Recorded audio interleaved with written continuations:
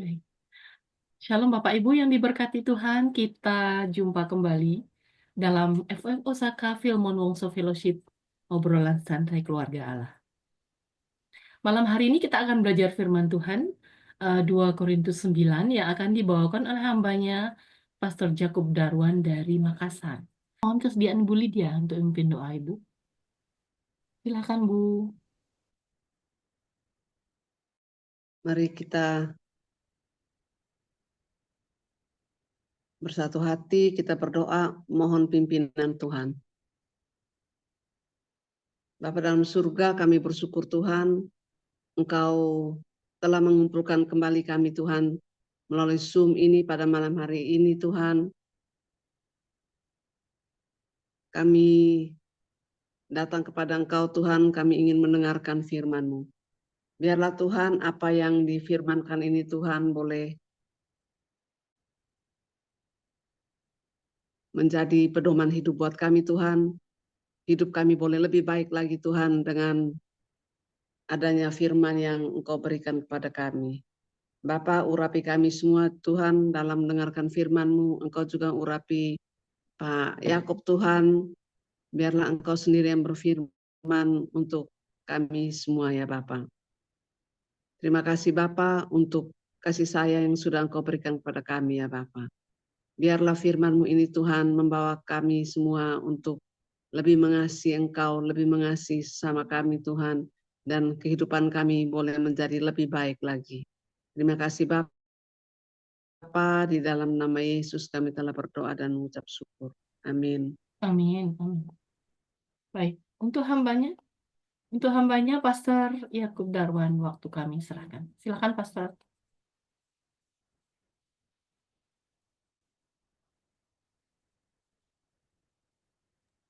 Ya, malam. Makasih Bu Ayu, makasih C untuk doa pembuka buat kita semuanya. Malam ini kita sama-sama belajar di kitab 2 Korintus pasal 9 ayat 1 sampai 15. Namun sebelumnya itu sama dengan 2 Korintus pasal 8 mengenai pengumpulan persembahan untuk orang-orang kudus di Yerusalem yang miskin. Pengumpulan sumbangan ini bukan cuma dari Korintus aja, tetapi dari jemaat-jemaat di Makedonia, di Filipi, Tesalonika, Berea, dan juga malam ini di kitab Korintus. Ini mau pengumpulan dana semuanya untuk jemaat di Yerusalem. Saya bacakan ya, pengumpulan uang untuk Yerusalem. Ayat 1. Tentang pelayanan kepada orang-orang kudus tidak perlu lagi aku menuliskannya kepada kamu, kata Paulus kepada jemaat di Korintus. Ya, aku telah tahu kerelaan hatimu, tentang mana aku megahkan kamu kepada orang-orang Makedonia. Jadi Paulus ini telah memberitahukan kepada jemaat di Makedonia bagaimana ya kerelaan hati daripada orang-orang jemaat di Korintus dalam hal memberi dan pengumpulan dana buat orang-orang di Yerusalem. Jadi Paulus menceritakan kepada jemaat di Makedonia, dan saya percaya juga di Filipi, Tesalonika, Berea.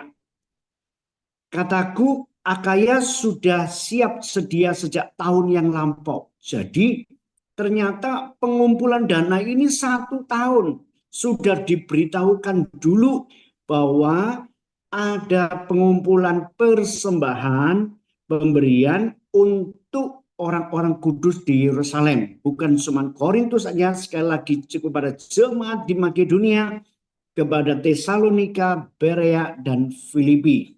Dan ini sudah diceritakan. Dan kegiatanmu telah menjadi perangsang bagi banyak orang. Wow. Dan aku mengutus saudara-saudara itu, yaitu siapa yang dimaksudkan Paulus, yaitu Titus. Dan beberapa jemaat dari Makedonia, dari beberapa kota, supaya mereka melihat, di-encourage bagaimana jemaat Korintus yang bermurah hati dengan semangat, dengan sukarela mengumpulkan persembahan untuk orang-orang kudus di Yerusalem.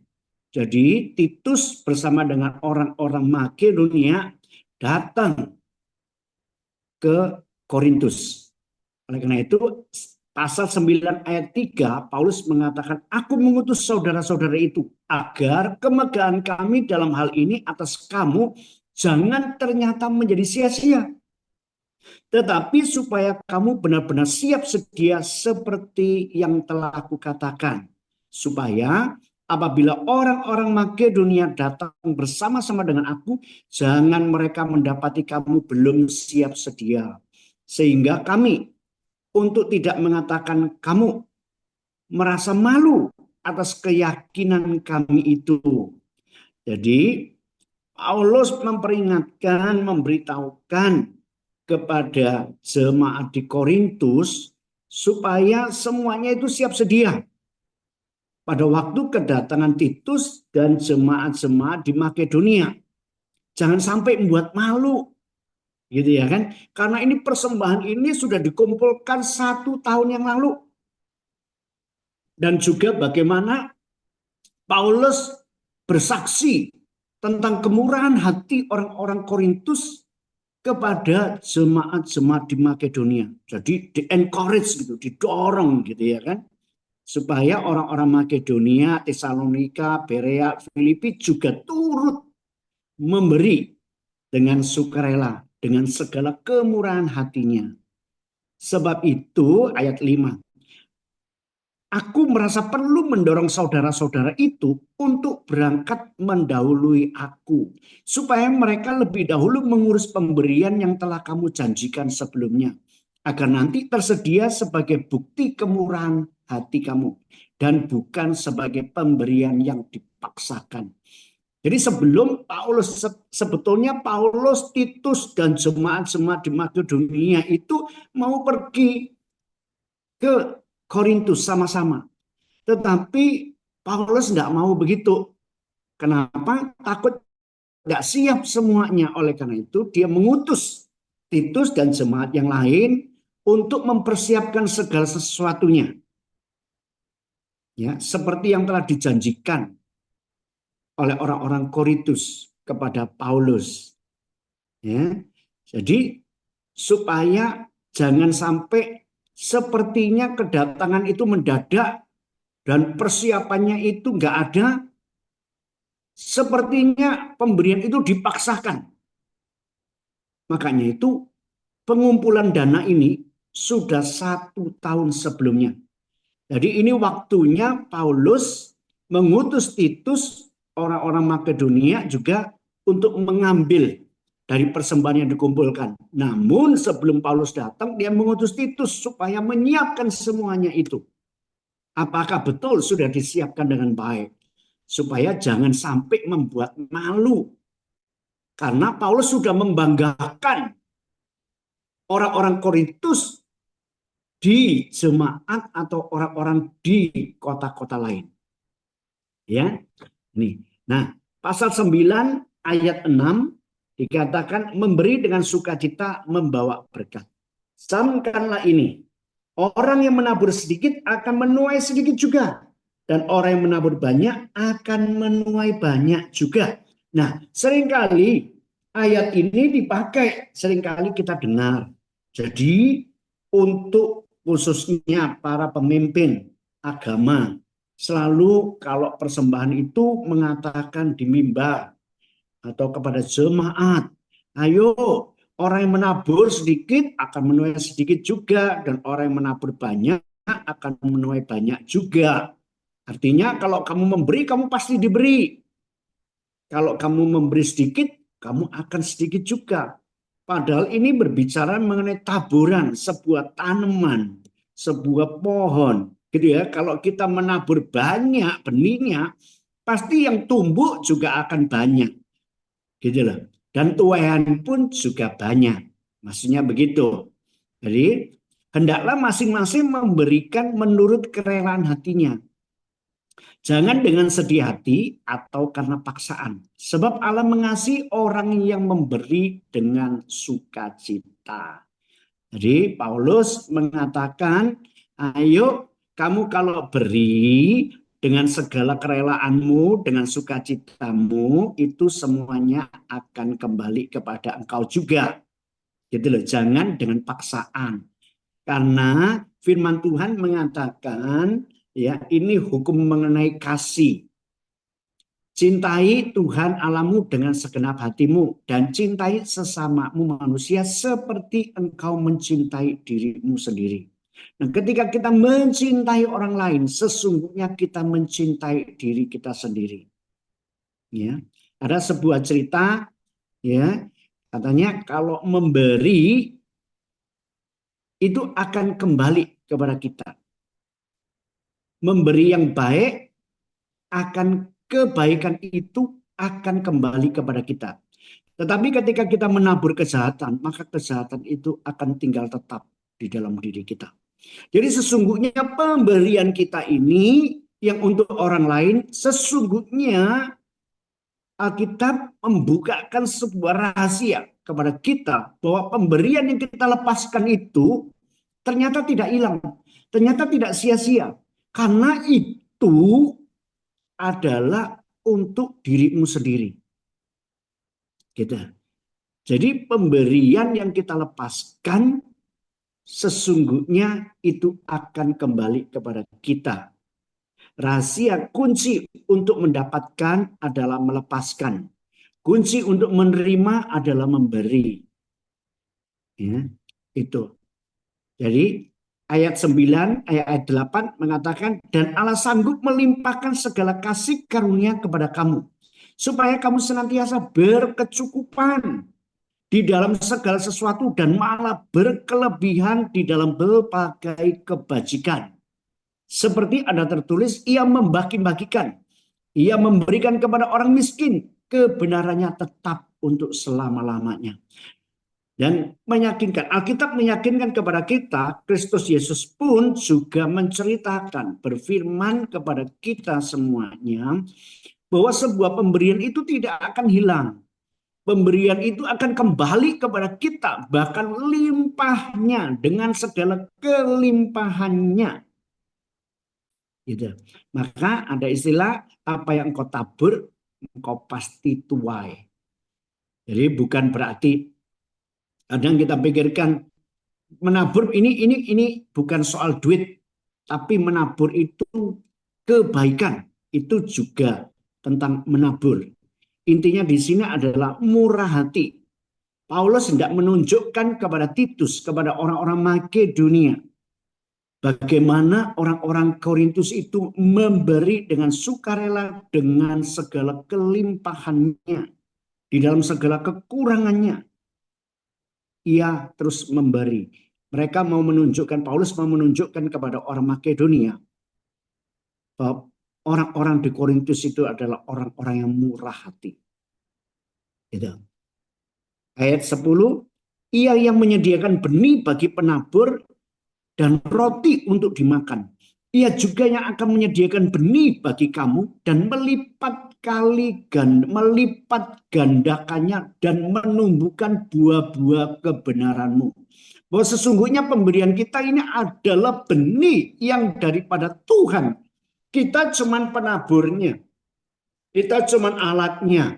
Tetapi ketika kita setia, ya, melepaskannya, memberi, ya, maka itu akan kembali kepada kita.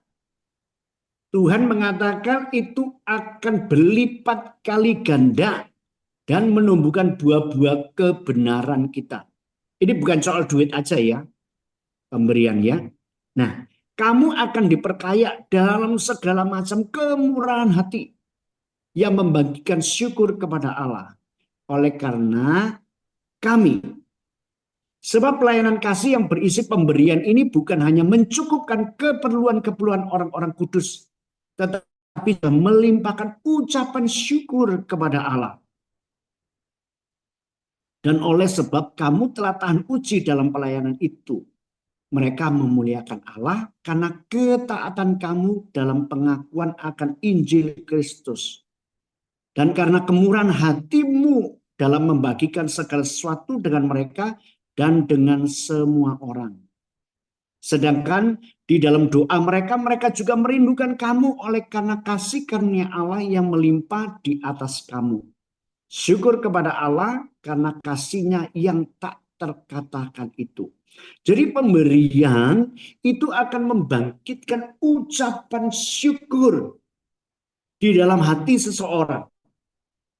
Dan saya ini bersyukur, saya melihat bahwa hidup saya ini merupakan pemberian daripada Tuhan melalui orang-orang di sekitar saya. Bahkan bukan orang-orang yang dikenal aja, bukan cuma jemaat aja, tapi orang-orang yang jauh yang belum pernah saya pikirkan, belum pernah dikontak. Itu tiba-tiba bisa mencukupkan segala kebutuhan di dalam segala sesuatu. Entah itu keperluan rumah tangga, itu entah keperluan anak-anak, entah itu keperluan kesehatan, entah itu keperluan jemaat, semuanya. Jadi saya melihat, saya merenungkan bahwa hidup saya ini merupakan pemberian. Jadi ketika saya merenungkan bahwa hidup ini merupakan bagian dari pemberian-pemberian Tuhan lewat berbagai macam cara, lewat orang-orang lain, maka tidak ada kata lain selain daripada ucapan syukur kepada Tuhan. Bahkan makanan aja yang di meja aja ya, meskipun tahu, tempe, kalau dimakan dengan ucapan syukur, Tuhan terima kasih ya, terima kasih untuk makanan ini. Tuhan memberikan karunia untuk kita bisa menikmati. Jadi Paulus mau mengatakan bahwa pemberian kamu ini, hai orang-orang di Korintus, akan membangkitkan ucapan syukur. Dan mereka pun bisa memuliakan Tuhan oleh karena kamu. Dan ingat pemberianmu itu tidak akan pernah kembali dengan sia-sia. Jika engkau memberi dengan kerelaan hatimu, dengan penuh sukacita, Tuhan akan melipat gandakan. Bahkan kebenaran-kebenaran yang lain. Kebajikan, kehormatan, kemuliaan, kecukupan, kelimpahan, nama baik. Bahkan kehidupan keluarga sama Tuhan pelihara. Sehingga kita tidak perlu khawatir dalam melepaskan untuk memberi atau berbuat baik kepada orang lain. Mengapa? Karena itu akan kembali kepada pemiliknya, yaitu kepada kita. Dan Paulus mengingatkan, pemberianmu kalau engkau sering-sering memberi, artinya dengan banyak, dengan sering dalam hidupmu, dalam hidup kita ini adalah dipenuhi dengan pemberian kemurahan hati, murah hati. Ya, pemberian itu ditunjukkan dalam murah hati. Kalau kita ini murah hati kepada orang, ya, maka sekali lagi itu akan kembali nggak cuman sedikit, tapi banyak.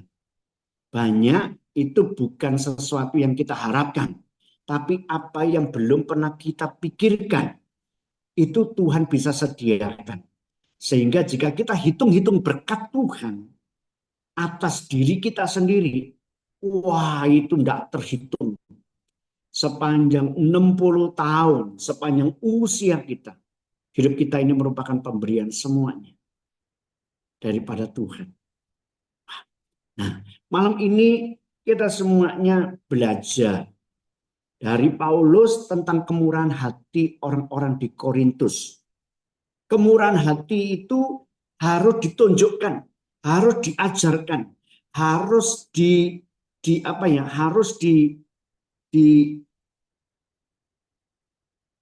diajarkan ya, supaya orang lain pun juga bisa melihat. Gitu. Kemurahan hati. Mengapa? Karena murah hati itu merupakan sifat daripada Allah itu sendiri. Sifat buah roh itu salah satunya itu murah hati. Jadi murah hati adalah salah satu daripada karakter Kristus. Karakter Kristus itulah yang dibentukkan di dalam diri kita. Dalam Kejadian 1 ayat 26 dikatakan, baiklah kita menjadikan manusia menurut gambar dan rupa kita supaya mereka berkuasa. Maka menurut gambar dan rupa Allah dijadikannya laki-laki dan perempuan. Gambar dan rupa Allah itu berbicara mengenai Kristus Yesus. Gambar itu berbicara apa yang ada di dalam, rupa berbicara apa yang dilihat. Maka apa yang ada di dalam harusnya bisa terlihat di luar kita. Dan apa yang perbuatan kita, tindakan kita ini harusnya mencerminkan apa yang ada di dalam diri kita. Nah, siapakah gambar dan rupa Allah? Itu adalah Kristus Yesus. Nah, Kristus Yesus itu adalah love, kasih itu sendiri. Kasih itu, murah hati merupakan salah satu bagian dari kasih. Murah hati merupakan bagian, salah satu bagian daripada karakter Kristus, gambar dan rupa Allah. Dan murah hati itu merupakan salah satu gambaran yang dibuatkan, yang dibentukkan itu di dalam diri kita. Yesus mengatakan, hendaklah engkau murah hati sama seperti Bapakmu di surga murah hati. Mengapa Tuhan Yesus mengatakan hendaklah engkau murah hati? Karena sama seperti Bapakmu murah hati. Karena kita dijadikan oleh Yesus Kristus sama seperti dengan gambarnya. Salah satunya yaitu murah hati. Murah hati itu harus nampak. Murah hati itu merupakan kekuatan daripada Allah itu sendiri yang diberikan kepada kita. Jadi orang yang murah hati, orang itu akan kuat. Tidak akan digoncangkan oleh keadaan apapun. Di dalam kesusahan, di dalam kekurangan, di dalam kemiskinan, di dalam kelemahan, mereka tetap murah hati. Mereka tetap memberi. Jadi itu yang tidak bisa digoncangkan oleh si jahat.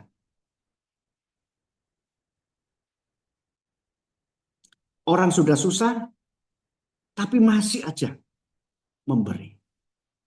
Makanya itu Yesus mengajarkan pemberian seorang janda yang 2% itu lebih besar dari pemberian orang-orang yang dengan memberi dengan apa yang kelebihan dari orang itu. Jadi mengajarkan bukan berarti pemberian orang kaya itu tidak berarti. Enggak. Gitu. Tapi ini berbicara tentang hati. Setiap orang juga harus memberi, harus menunjukkan kemurahan hatinya lewat pemberiannya.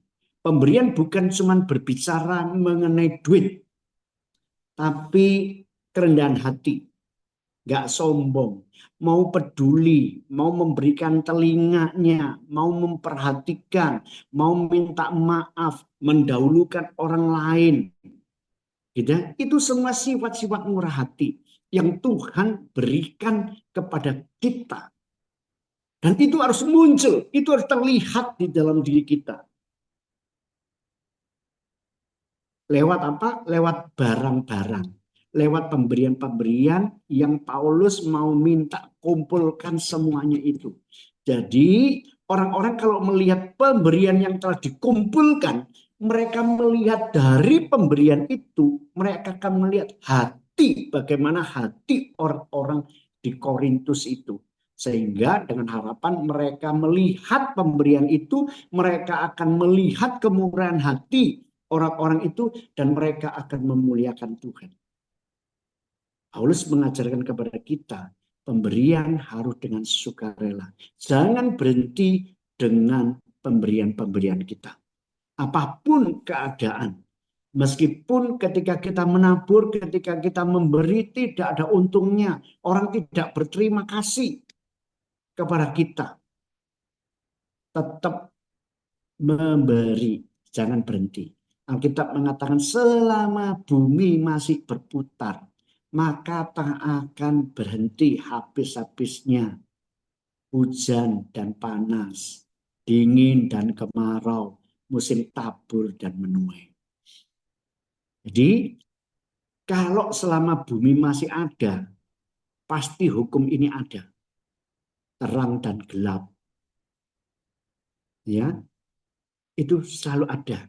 Taburan dan tuaian selalu ada.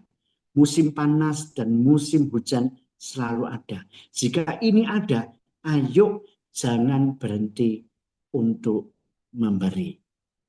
Tunjukkan segala kemurahan hati kita kepada orang lain lewat pemberian-pemberian, lewat sikap hidup kita, lewat perkataan kita, lewat perbuatan kita. Karena dengan demikian, sesungguhnya apa yang kita lakukan ini melimpahkan segala kebaikan Tuhan. Hidup kita, di dalam hidup kita maupun di dalam hidup orang lain. Sehingga orang lain pun memuliakan Tuhan. Dan orang lain itu pun juga terdorong, juga ikut memberi. Sehingga dengan memberi itu mereka pun turut dibangun kemurahan hatinya. Murah hati merupakan bagian daripada cinta. Cinta itu adalah Allah itu sendiri. Jadi kasih itu sabar, kasih itu murah hati. 1 Korintus 13 toh, kita sudah membahas itu. Saya lihat ada 1 Korintus 13 yang dibahas. Jadi murah hati merupakan bagian daripada cinta. Cinta itu adalah Allah itu sendiri. Jadi kalau kita mau memiliki cinta dan dengan ada segala kemurahan hatinya, ada kesabaran itu di dalam kita, maka kita harus memiliki Yesus Kristus di dalam hidup kita. Karena Yesus adalah love, jika kita memiliki Dia, maka love itu ada di dalam diri kita. Gimana kita memiliki Yesus? Yaitu memiliki firman-Nya. Jika kita percaya kepada firman-Nya, firman itu akan menjadi mata air di dalam diri kita, sumber, dan kita tidak pernah kering. Kita tidak pernah habis. Semakin memberi, semakin diberi, semakin memberi, ya, semakin memberi, maka semakin melimpah air itu keluar. Jadi sama seperti sumber toh, semakin keluar, semakin keluar, semakin keluar, semakin keluar, maka airnya itu semakin jernih. Paulus mengajarkan kepada kita, Alkitab mau mengajarkan kepada kita, ayo memberi. Karena dengan memberi menunjukkan kemurahan hatimu. Karena ketika orang lain melihat kita murah hati, mereka akan memuliakan Bapa di surga. Dan mereka pun juga bukan cuma untuk memuliakan Tuhan. Bukan cuma untuk bersyukur. Tapi mereka pun juga didorong, dipacu menjadi perpanjangan tangan Tuhan juga. Lewat pemberian kita.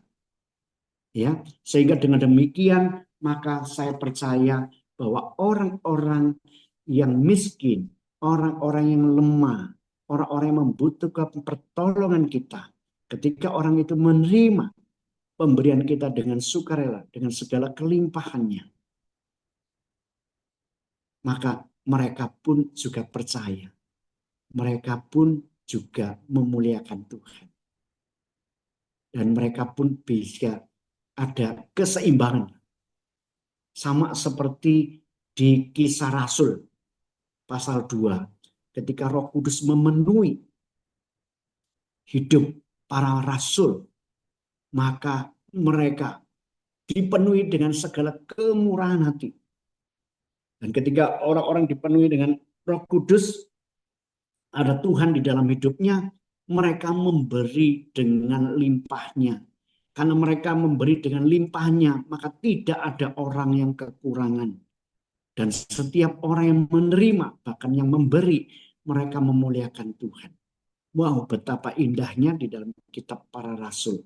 Pasal 2 ketika orang-orang dipenuhi dengan Roh Kudus. Nah, saya percaya bahwa ketika kita menerima Kristus Yesus sebagai Tuhan dan Juru Selamat kita, dan firman Tuhan menjadi perenungan, menjadi ajaran, menjadi pegangan di dalam hidup kita, maka saya percaya murah hati itu hidup kita dipenuhi dengan segala kelimpahan untuk memberi, bahkan diberi dengan segala kecukupan apa yang kita butuhkan. Bahkan firman Tuhan mengatakan sebelum matamu melihat, sebelum didengar oleh telingamu, sebelum timbul dalam hati dan pikiranmu, sebelum terucap oleh lidah bibirmu untuk dinaikkan sebagai doa, Tuhan menyediakan semuanya bagi kita. Oke, Tuhan Yesus berkati kita semuanya. Nanti kita akan share pengalaman-pengalaman mengenai kemurahan hati kita dalam memberi. Bukan cuma untuk keuangan, memang konteksnya di sini adalah uang, pakaian, mungkin apa aja lah. Tapi kemurahan hati berbicara mengenai hidup kita yang dipenuhi dengan kasih dan menunjukkan itu lewat perbuatan dan lewat apa yang kita lepaskan bagi orang lain. Tuhan Yesus memberkati. Silakan saya kembalikan kepada Bu Ayu.